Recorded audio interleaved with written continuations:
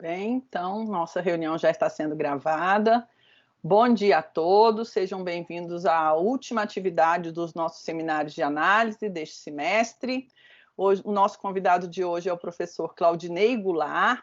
O Claudinei, ele fez bacharelado em matemática pela Universidade Federal de Viçosa, mestrado e doutorado em matemática pela Universidade de Brasília, orientado pelo professor Elvis Silva, e o Claudinei é professor da Universidade Federal de Jataí.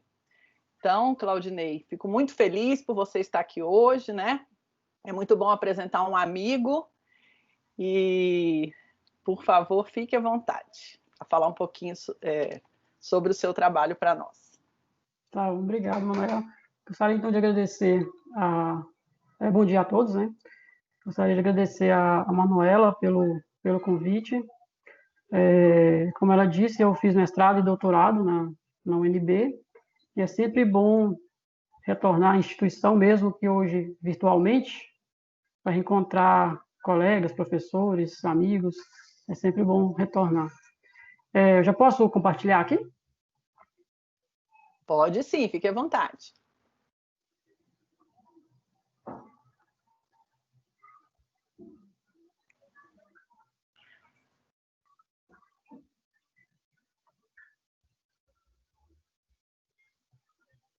Já está aparecendo aí? Já estamos vendo isso. Isso, perfeito. Clicou aí nesse ocultar? Pronto, já sumiu. Tudo bem? Então, esse trabalho é sobre a existência de soluções para equações de Schrödinger de quarta ordem assintoticamente periódicas. Deixa eu ver só como... Só um pouquinho. Eu vou voltar aqui, que eu vou ocultar. Já está. A câmera já está... Não está aparecendo mais não, né? Não, não está não.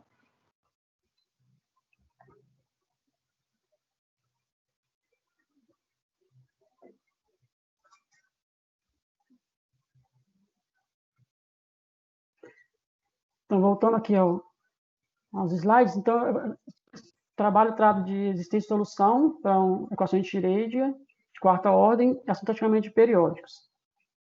Esse trabalho foi desenvolvido em parceria com os professores Ed Carlos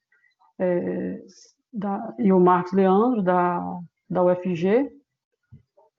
Já são parceiros de alguns trabalhos.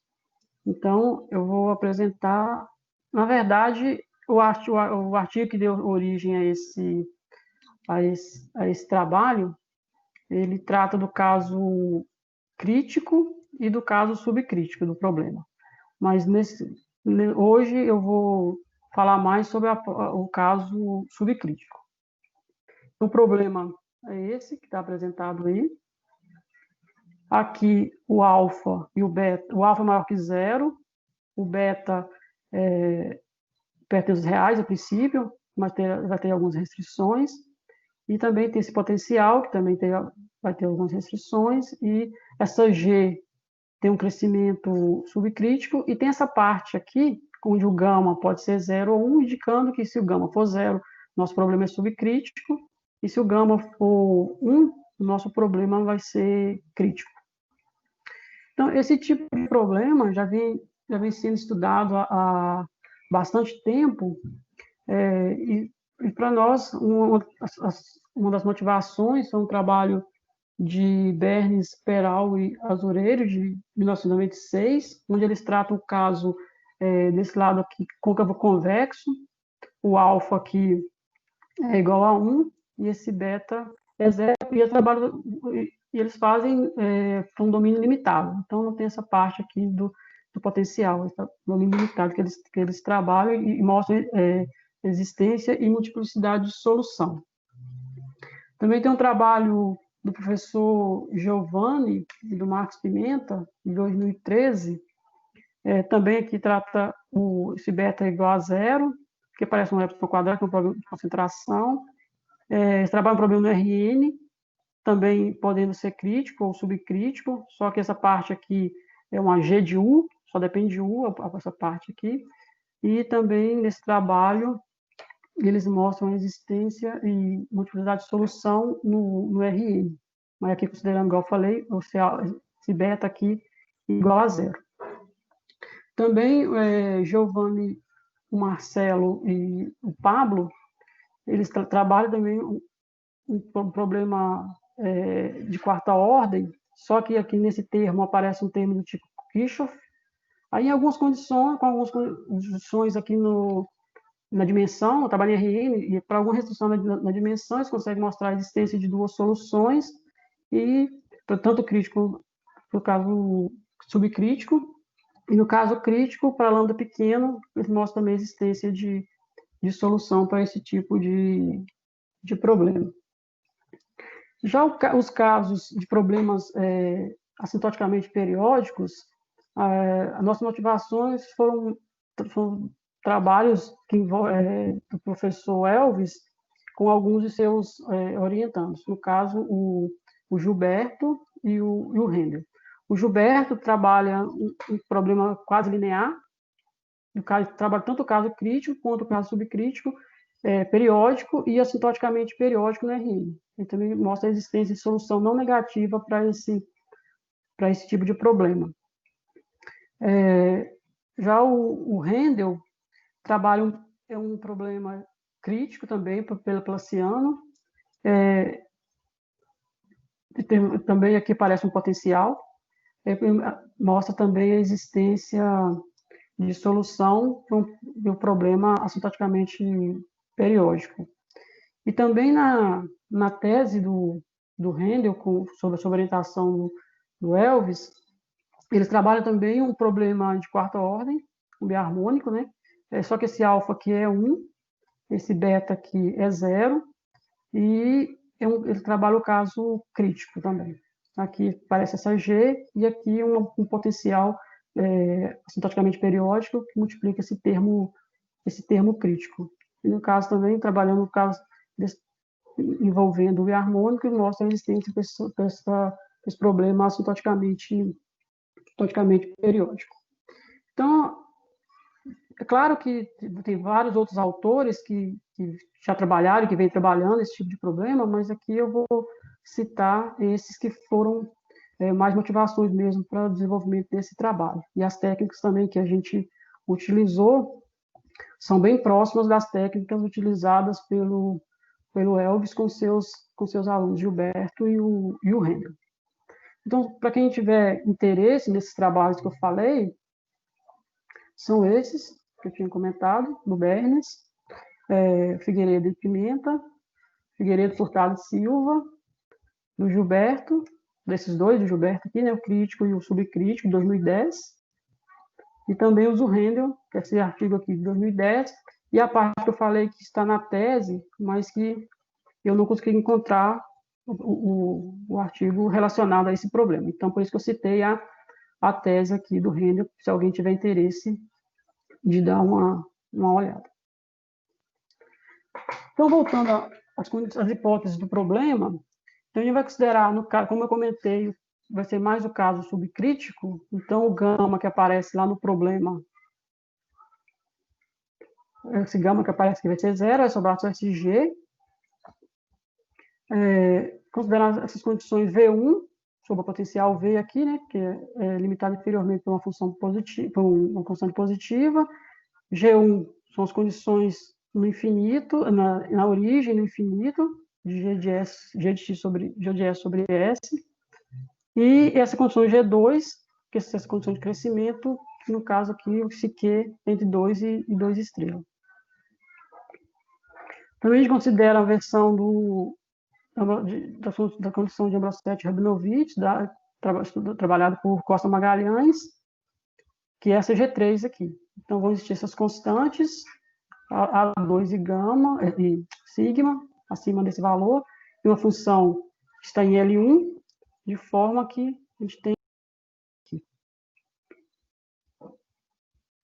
Então, só umas observações, essa condição G2, ela impõe uma condição de que nossa G tem crescimento subcrítico.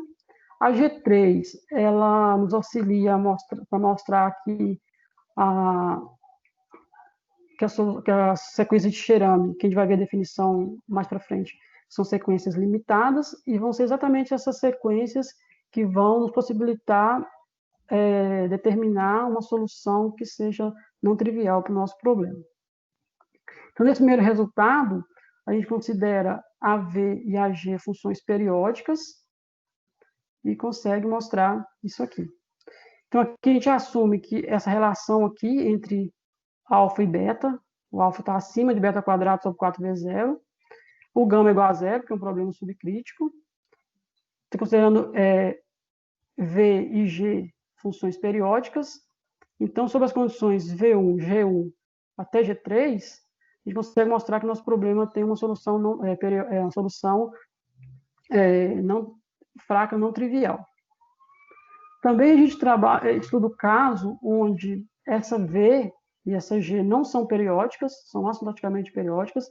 Para isso, a gente considera, motivado aqui pelos trabalhos do Gilberto com Elvis e também do Handel com Elvis, e considera conjunto F de funções, que tem essa propriedade aqui, que quando o módulo de x, o módulo de h de x for maior que epsilon, esse conjunto aqui tem medida finita, dado um epsilon, isso aqui vai ter medida finita. Então, definindo esse conjunto, a gente tem mais essas duas hipóteses. No caso, associamento periódico, a gente pede que vai existir essa função, essa potencial VP aqui, que é periódico, e de forma que V menos VP está no conjunto F, ou seja, são no infinito, são próximas, né, no infinito, tendo em vista esse conjunto F. A V é sempre abaixo da VP,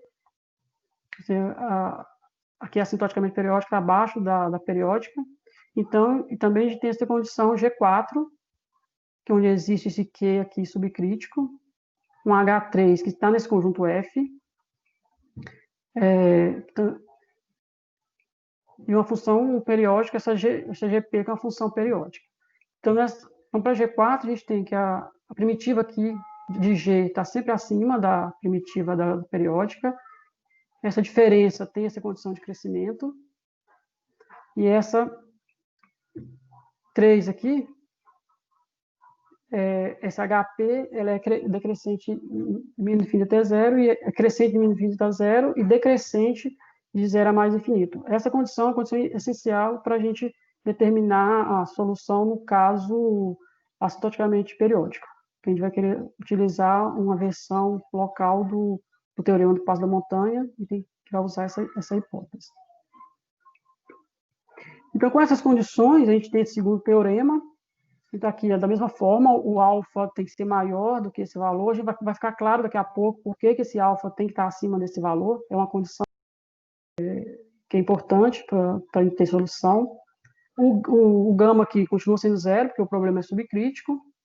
Então, V2 tem essas condições aqui. Agora, no caso periódico, era até a G3, né? Agora, como o nosso caso é não periódico, então inclui a condição G4.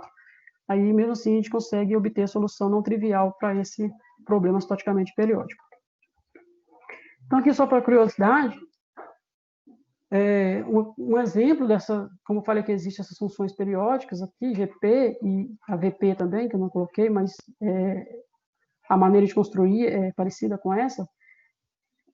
Esse exemplo aqui também aparece nos trabalhos do Gilberto, com Elvis, essa GP.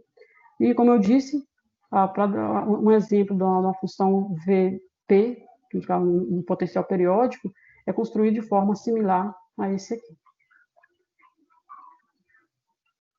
As notações que a gente vai usar no trabalho são essas, são notações já bastante usuais aí na literatura. As normas em LP e L infinito. A norma do nosso espaço ambiente, que é o H2, por causa do problema biharmônico. Essa norma é a norma usual. A gente tem essa norma agora, H2, em H2, que é essa norma alfa-beta. O que eu tinha comentado sobre essa condição aqui, dela ser essencial para a existência de solução do nosso caso, aqui do problema, é porque com essa condição eu consigo mostrar que essa norma e essa norma aqui são equivalentes. Então, também a gente vai usar essa notação do produto interno. E com isso a gente, como abordagem aqui é uma abordagem variacional, a gente define esse funcional e alfa-beta, dado dessa forma. Pelas condições de crescimento que a gente tem, esse funcional é de classe C1. A derivada dele é dada por essa expressão. E, claro, no nosso caso aqui, as soluções que a gente procura serão exatamente os pontos críticos desse funcional. Então, como eu tinha comentado anteriormente, esse lema aqui, apesar de ser um lema, a demonstração seja simples, mas é um lema que eu quis destacar, porque é um lema importante, porque é exatamente a relação entre alfa e beta, que garante que essas duas normas são equivalentes e a gente pode trabalhar com essa norma alfa-beta aqui para resolver nossos problemas. Então, aqui, a gente vai utilizar duas versões do teorema do passo da montanha. Nessa primeira versão, é a versão que a gente vai usar no caso periódico, que é um teorema do passo da montanha sem compacidade, sem a condição de compacidade.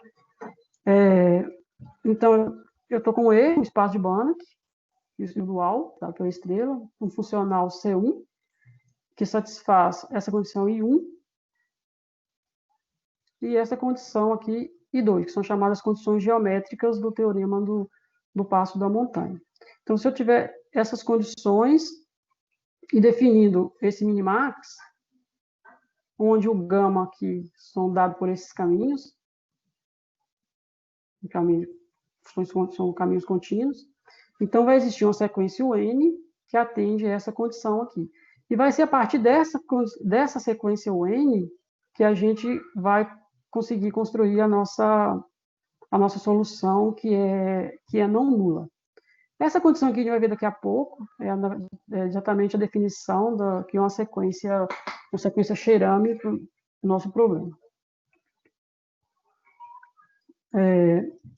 O teorema 5 é uma outra versão, uma versão chamada versão local do teorema do passo da montanha. Essa versão aqui a gente usa no caso para garantir a solução no caso assintótico. Então, são as mesmas condições, as condições geométricas são as mesmas do teorema anterior, teorema 4. Aí, nesse caso, que garante que se existir um caminho que satisfaz essa condição aqui, porque esse caminho gama é o mesmo dado pelo teorema anterior, se satisfaz essa condição aqui, então o funcional ele possui uma solução não trivial, ou seja, tem um ponto crítico não trivial, no nível C aqui. Então, como eu já tinha comentado, o teorema 4 ele é essencial para a demonstração do nosso resultado no caso periódico, porque ele vai nos fornecer uma sequência, e a partir dessa sequência a gente consegue mostrar que o limite fraco dela é uma solução. Então, para isso, o primeiro passo no caminho para a demonstração do primeiro resultado é mostrar esse lema 6, que garante que o funcional, da forma que a gente define, ele satisfaz as condições geométricas do teorema do passo da montanha, I1 e I2. Aí eu vou fazer um esboço da demonstração aqui, assim, claro que tem muita conta aqui que está oculta, mas eu vou tentar ser breve aqui para fazer essa parte. Então, são só alguns passos da demonstração. Então, como a gente tem aqui as condições G1 e G2, a gente consegue, para cada e maior que zero, consegue uma constante CY e consegue escrever a G com esse crescimento aqui e a primitiva com esse crescimento. Então, com isso, para provar a condição I1, aí lembrando a condição G2 e usando 4, a gente consegue escrever essa desigualdade aqui, essa estimativa. Com isso, usando as imersões do nosso espaço ambiente H2 em LP, P de 2 estrela, a gente consegue escrever essa desigualdade. Claro que aqui tem algumas contas que estão omitidas, mas e no final a gente consegue chegar nesse resultado aqui. E com isso, a gente consegue encontrar esse ρ, que daqui é dado lá no teorema do passo da montanha, de forma que o nosso funcional está sempre acima desse ρ, sempre que a norma do ρ e a norma de U é igual a esse ρ aqui. Aí, no caso, esse tal que aparece aqui é dado por essa expressão aqui. Que é só vir aqui, no caso, aqui é ρ quadrado, e aqui ρ elevado a 1 menos 2. Então, isso finaliza a condição I1 do teorema da geometria do passo da montanha. Para a condição I2, aí a gente lembra da condição G1, que é aquela condição do limite no infinito, da G de S sobre S. Com ela, a gente consegue mostrar isso aqui, que acontece, o limite desse termo vai para infinito, uniformemente. Aí consideram as funções φ de suporte compacto nessas condições.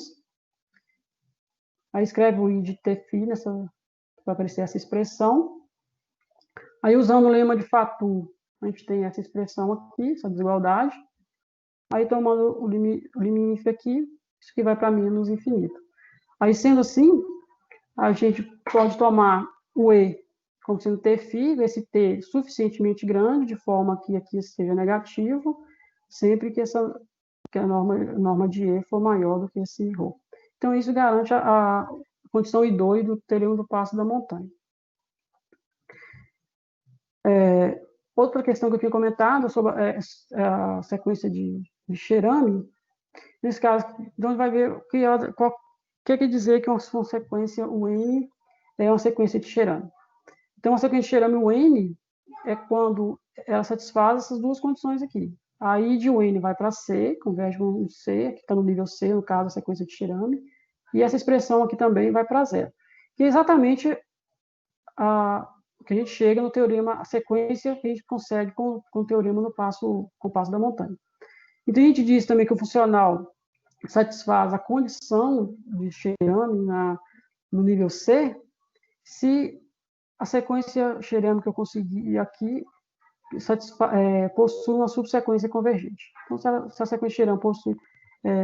se toda sequência Cherami possui subsequência convergente, então ele diz que o funcional satisfaz a condição de Cherami, no caso aqui, no nível C. Então, para a demonstração então, do teorema, o primeiro passo aqui é essa proposição 1. Nessa proposição, ele garante que a sequência que a gente consegue com o teorema do passo da montanha é uma sequência limitada. Então, sendo limitada, a gente consegue um limite, vai ter uma subsequência que converge fraco, e vai ser esse limite fraco, como eu já comentei, que vai ser que a gente vai conseguir construir a nossa solução. Então, aqui também eu vou fazer um breve esboço da demonstração, para garantir que, no caso, na verdade, está garantindo que a sequência de Cherami, que a nossa sequência de Cherami que a gente obtém, ela é uma sequência limitada. Então, aqui, vou tomar uma sequência de Cherami, então eu consigo escrever, se ela é uma sequência de Cherami, tem essas duas expressões aqui, ela satisfaz isso aqui. Aí, usando G2 e a imersão, em LP, aí a gente consegue obter essas duas constantes e consegue chegar dessas expressões aqui, dessa expressão aqui, a gente chega nessa desigualdade 6 aqui. É claro que tem várias contas aqui que foram omitidas, mas a gente chega nessa expressão. Aí, feito isso, a gente usando a condição, usando 5, usando novamente essa expressão aqui, a gente consegue escrever dessa forma. Aqui a gente usa a condição de Ambrosati-Rabinovitch, uma versão, né, da condição de Ambrosati-Rabinovitch, esse pedaço aqui, consegue escrever maior ou igual que essa parte aqui. Aí o H1 aqui é a função L1, então com isso a gente garante que a integral, aqui essa integral aqui, ela é finita, é menor que C1. Então, se essa parte é menor que C1, aí a gente tem que, lá na hipótese G3, que o gama, o sigma, está acima desse valor. Isso implica que o sigma, na verdade, é menor ou igual a Q1. Então, a gente vai dividir a demonstração em dois casos. O caso onde o sigma é menor que Q1, que é esse primeiro caso que eu estou fazendo, e depois o caso onde é igual a Q1. No caso menor que Q1, que sigma menor que Q1, a gente usa a expressão 6 anterior e interpolação aqui, e consegue escrever essa desigualdade aqui, ficando aqui a norma em sigma e aqui a norma L2 estrela. Aí, usando mais uma vez a imersão, agora a imersão em L2 estrela, a gente consegue uma constante C1, usando essa expressão anterior, a gente consegue determinar uma constante C1, de forma que a gente tem essa desigualdade aqui. Aí, mais uma vez, como o sigma é maior que essa expressão aqui, a gente consegue garantir que 1 menos t, Q1, é menor que 2, essa parte que é menor que 2. Então, para epsilon suficientemente pequeno, essa sequência, o n aqui, essa sequência vai ser limitada no espaço com essa norma alfa-beta. Então, isso mostra que, no caso do sigma menor que Q1, a nossa sequência é limitada. Agora, para sigma igual a Q1, aí é mais rápido, porque a gente tem essa expressão aqui, se o sigma é igual a Q1, aí usando 7 aqui, que esse aqui é menor que C1, e aqui vai ser o próprio Q1 que vai aparecer aqui, aí a gente já garante que essa expressão também vai ser, que a norma também vai ser limitada, no caso, quando o sigma for exatamente igual a Q1. A demonstração aqui é mais rápida. Então, mais um lema aqui, é que ele garante, é que no caso, usando a igualdade de Roda e convergência dominada de Lebesgue, entre outros resultados, a gente consegue mostrar esse lema 7. Ou seja, essa parte aqui, lembrando lá no problema, é a parte subcrítica. Então, se a gente ver se o n for uma sequência Cherami para o meu funcional, então, a menos subsequência, a gente consegue garantir essa convergência aqui, para integral de G. Aí, usando que o H é dado dessa forma, e usando também o lema 7 anterior, e também argumentos de compacidade, a gente consegue mostrar que, dada uma sequência Cherami, no nosso caso aqui, como ela é limitada, então a menos subsequência, ela converge para fraco, para U, e essa U é um ponto, e U vai ser um ponto crítico do nosso funcional, e em particular vai ser uma solução fraca para o problema 1. Então, com esse lema aqui, a gente, na verdade, a princípio já conseguiria garantir a existência de uma solução para o nosso problema. Agora, a pergunta é, essa solução é não nula? Aí para mostrar que ela é não nula, aí tem que fazer mais um pouco trabalhar mais um pouco, porque ela é solução, mas a gente ainda não sabe, mas ela ainda pode ser nula. Então, o objetivo é tentar garantir que vai existir uma que não é nula. Então, para isso, a gente vai utilizar esse lema, que é conhecido como lema de Lyons, um lema bem conhecido na literatura, para quem trabalha na área. Com esse lema, a gente consegue mostrar esse resultado, e vai ser esse resultado aqui que vai nos permitir conseguir uma solução para o nosso problema que seja não nula. Então, aqui para esse primeiro caso, que é o caso periódico, a gente vai escrever o problema dessa forma, para ficar claro que o meu potencial aqui é periódico e a G também é periódica. Então, o funcional fica escrito dessa forma aqui. Essa norma P, na verdade, é a norma alfa-beta, mas aqui considerando o potencial V que aparece na norma sendo periódico. Então, é a mesma norma. Então, no módulo é só uma anotação diferente para destacar que aqui eu estou trabalhando com o problema periódico. E aqui também é a primitiva da Gzinha, que agora é periódica também. Então, aqui não tem problema, vai satisfazer as condições de passo da montanha, que a gente já comentou. Então, todos os resultados que foram vistos anteriormente vão ser satisfeitos, porque aqui simplesmente está considerando o funcional periódico, mas com todas as condições, com todas as hipóteses do problema inicial. Então, aqui, a gente aplicando o teorema 4, que é o teorema do passo da montanha, a gente obtém uma sequência Xerames, que eu estou chamando dessa forma aqui. Aí acontece isso aqui com a sequência, pelas condições do teorema do passo da montanha. Então, o lema 8 garante que essa sequência vai possuir uma subsequência que converge fraco, que é a solução do problema. Então, como eu tinha comentado, tem duas possibilidades. Então, essa solução pode ser nula, ou essa U aqui pode ser nula ou não. No caso, se ela já não for nula, a gente conseguir garantir de alguma forma que ela é não nula, então já é a solução, não precisa fazer mais nada. Agora, caso ela seja identicamente nula, mesmo que ela seja nula, a gente garante que ela não pode convergir fraco para zero. Desculpa, não pode convergir forte para zero em H.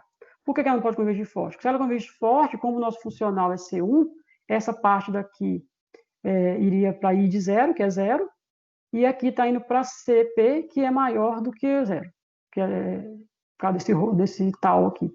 Então, isso aqui desse motivo aqui, a nossa U não pode convergir forte para zero. Então, isso a gente já sabe, não converge forte para zero. Então, o teorema, a proposição 2, pela proposição 2, a gente consegue obter uma sequência YN, tal que isso aqui acontece.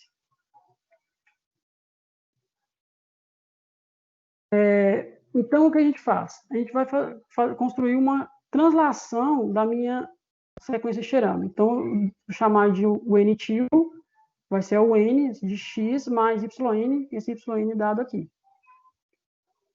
Então, não é difícil mostrar que as normas vão coincidir, porque o V é periódico, então essas normas são iguais. Também a gente consegue mostrar que se o N satisfaz a condição de Xerame, o N-tio também vai satisfazer a condição de Xerame, pelo mesmo motivo que eu comentei anteriormente, porque como o potencial e a AG são periódicos, então o funcional e a derivada do funcional são invariantes em relação à translação. Então, com isso, se um é sequência de Xerame, a outra também vai ser. Então, com isso, a gente consegue uma util de forma que a UN-til converge fraco para util.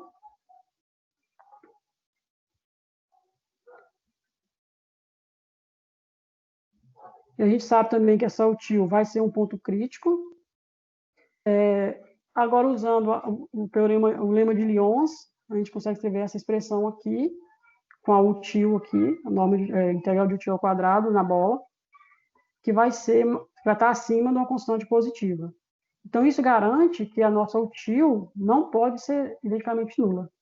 Então, essa util vai ser uma solução fraca para o nosso problema, no caso, subcrítico e periódico. Então, o próximo passo é garantir uma solução também não nula, no caso, assintoticamente periódico. Então, a ideia inicial seria tentar usar os mesmos argumentos que a gente usou para encontrar essa solução. Mas aí a gente barra em alguns problemas. E o problema principal aqui é que a gente não consegue garantir que a nossa sequência Xerame, no caso, a UN-til, que a UN-til ainda vai ser uma sequência Xerame por problema. Se a UN for uma sequência Xerame, a gente não consegue garantir que a UN-til também vai ser uma sequência de Xerame. E isso acontece exatamente porque agora a gente não tem mais a hipótese que tanto V quanto o funcional o potencial V quanto a função G nesse caso aqui, já não são mais periódicas. Então, a gente perde essa condição. Então, para isso, a gente não consegue usar os mesmos argumentos. Então, vai ser aqui que o teorema do passamontanha local vai ser essencial para a gente conseguir garantir o resultado. Isso aqui eu já comentei, que é exatamente que não consegue garantir que é sequência Cherami, que a gente vai usar o teorema do passamontanha local para contornar esse problema. Então, aqui a gente vai usar argumentos bem parecidos dos utilizados pelo Elvis e o Gilberto e o Rendel. Então, primeiro, argumentando como teorema 1, a gente consegue uma sequência Cherami para o problema, mesmo sendo periódico, isso não é problema, que a gente consegue mostrar a geometria do passamontanha, não tem que ser periódico. Então, a gente consegue uma sequência Cherami, que eu vou chamar de UN também. Sem perda de generalidade, eu já posso considerar que essa UN converge fraco para zero, porque se ela não convergisse fraco para zero, nossa solução já estava pronta, não tinha o que fazer. Então, vamos supor que ela não converge fraco para zero. Aí, da mesma forma, a gente tem que ela não vai poder convergir forte para zero, pelo mesmo argumento no caso periódico. Então, a gente também constrói aquela sequência também, que é a translação dessa sequência Cherami que a gente já tinha obtido o problema. Aqui a gente consegue mostrar também que essa UN vai ser limitada nessa norma, e que vai acontecer que a UN vai convergir fraco para o tio, o N tio converge fraco para o tio, diferente de zero. Agora, como eu comentei, daqui para frente seria, então, para mostrar, se fosse periódico, então foi o caso que foi feito anteriormente, que é só garantir que a sequência o N-til também é a sequência Cherami, e o resultado pelo Lema de Lyon já seguia e não teria mais o que fazer. O problema é que aqui a gente não tem a periodicidade. Então, a gente não vai conseguir, vai ter que usar outros argumentos agora para garantir a solução. E essa aqui, para fazer essa demonstração agora, a gente vai considerar 3 passos para garantir o resultado. Então, esses passos aqui eu coloquei, não vou pôr as contas, porque as contas realmente são bastante extensas, mas que primeiro, o que a gente faz? A gente garante que o tio que a gente obteve, apesar dela não ser a sequência Cherami do nosso problema não periódico, ele é um ponto crítico do funcional periódico associado.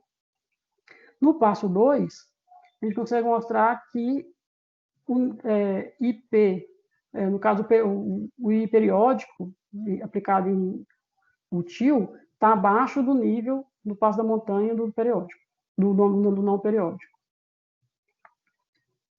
No terceiro passo, a gente garante que o máximo dessa IP tetil aqui, nessa direção tetil, é a IP de útil.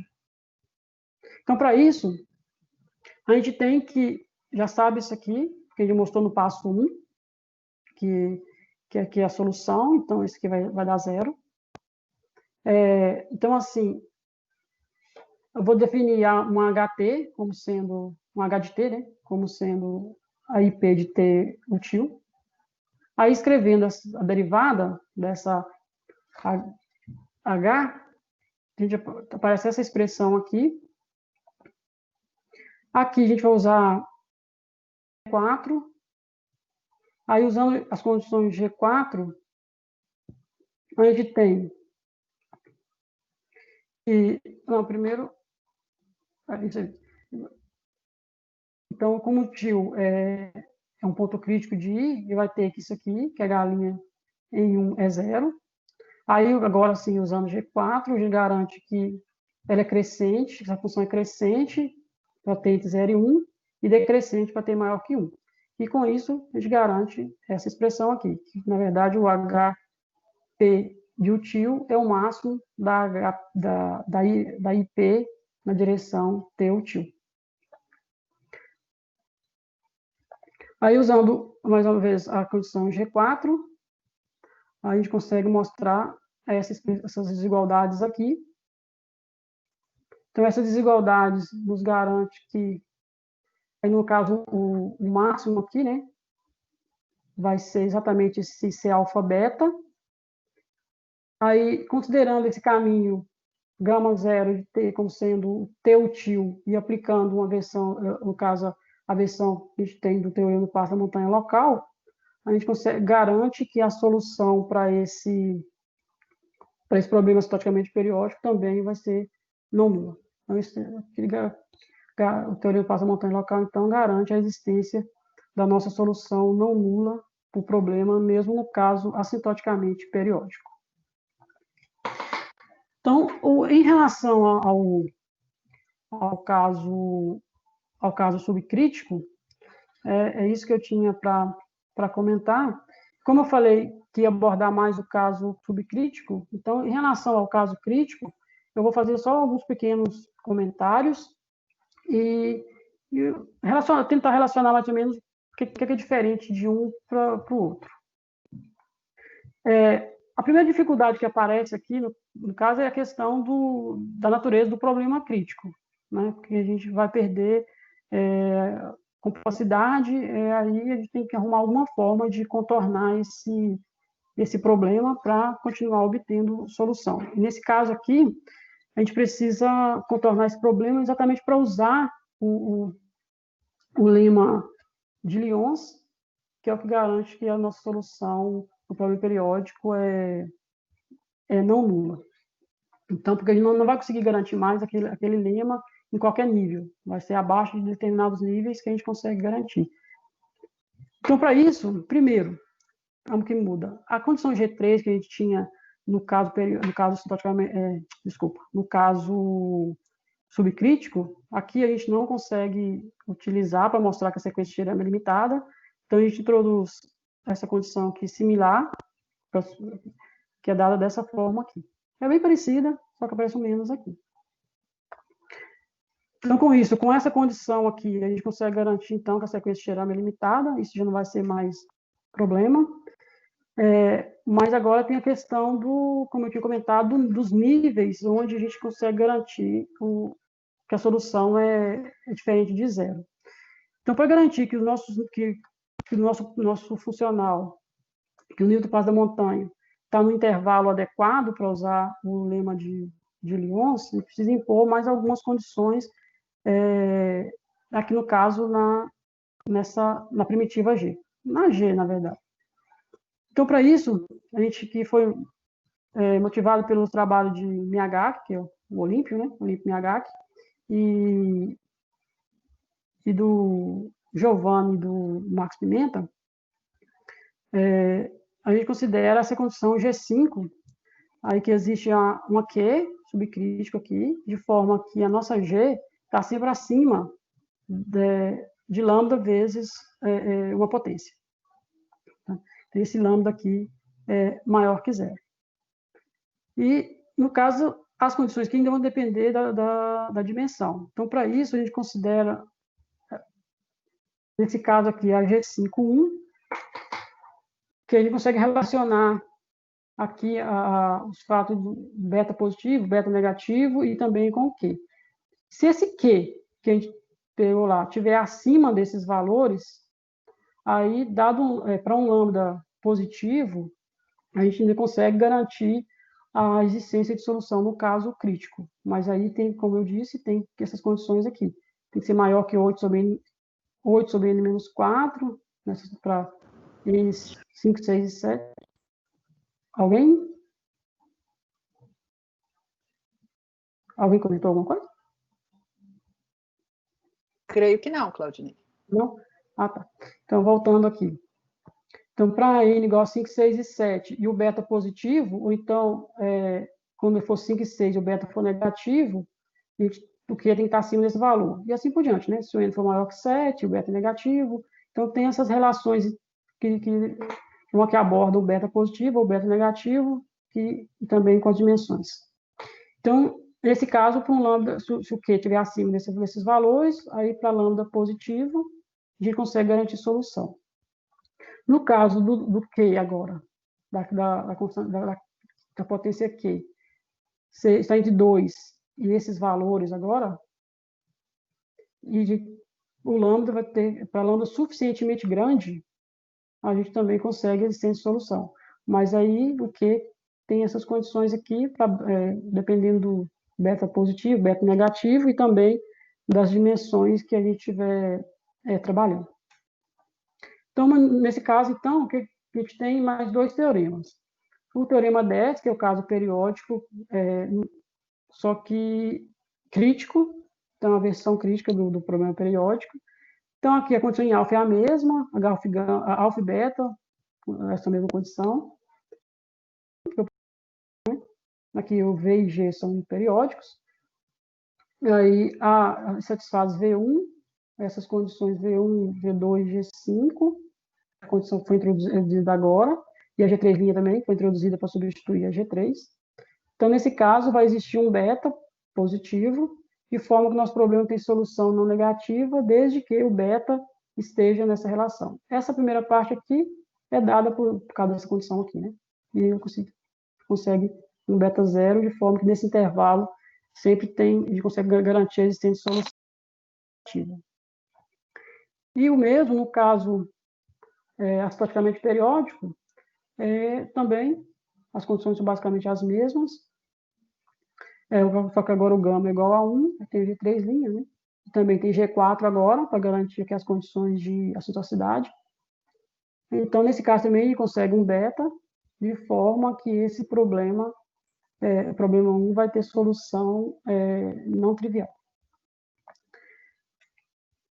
Então,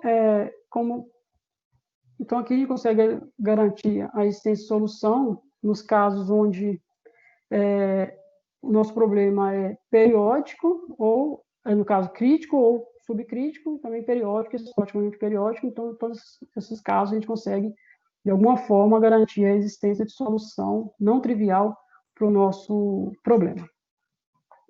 Então, aqui estão as relações das principais bibliografias, que eu havia comentado, Costa Magalhães, o Giovanni e o Marcos Pimenta, né? O Elvis e o Handel, o Lyons, né, que eu citei, o Olímpio, o Elvis e o Gilberto, e aqui também o Elvis e o Gilberto, entre outros que eu já tinha citado lá no início. Então é isso que eu tinha para apresentar, era isso. Obrigado.